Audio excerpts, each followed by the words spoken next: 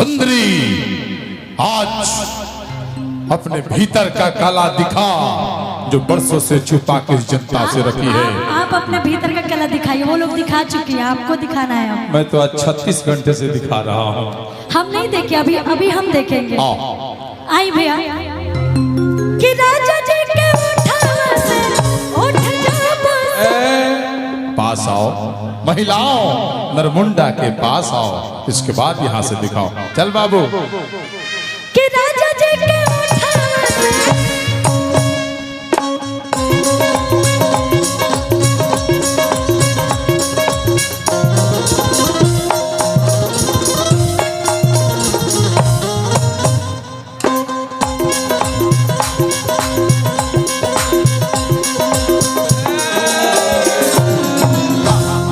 हार गई तुम आओ।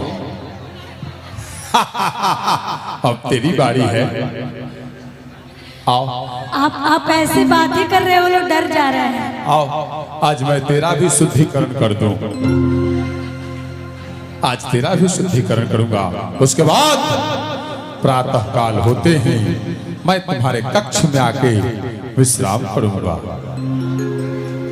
चलो सुंदरी आओ। कि राजा जी के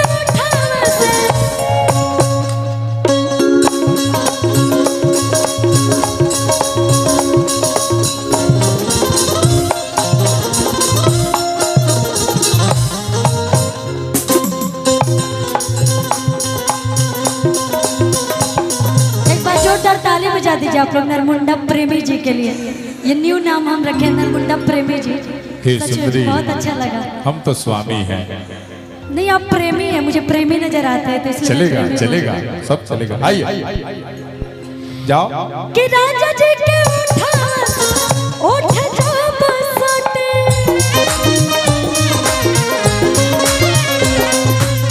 तो भूख बोझे हमरा दिलवा के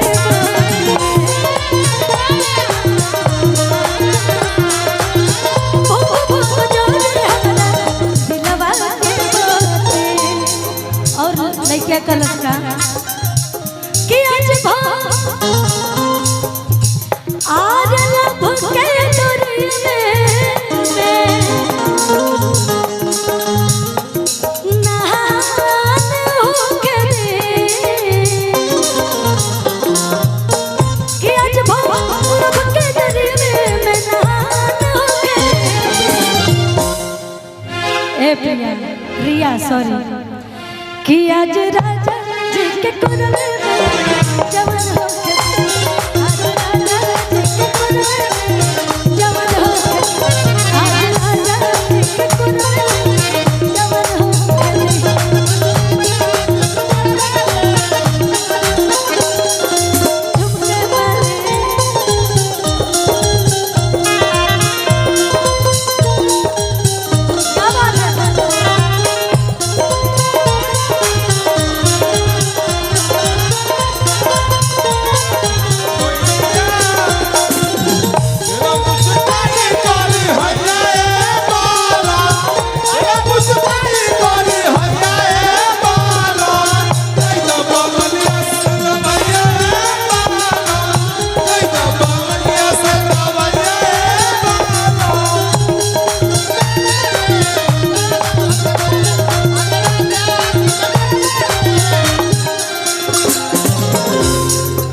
और औरतिया का काला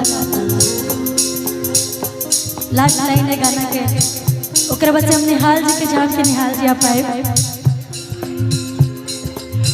रोवा करके नहीं पिया कोरा जब उठाए हैं, रोवा करके नहीं पिया कोरा जब उठाए हैं।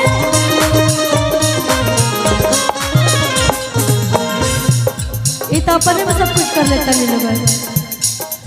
ललन भोजपुरी जब पद में सुनते हैं,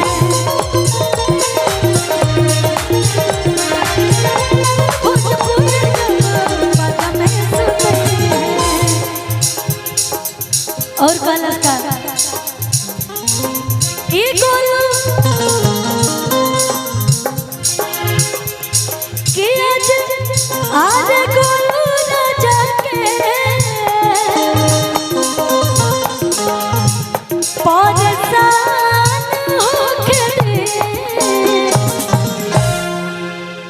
आई कि आज राजा जी के कुरवे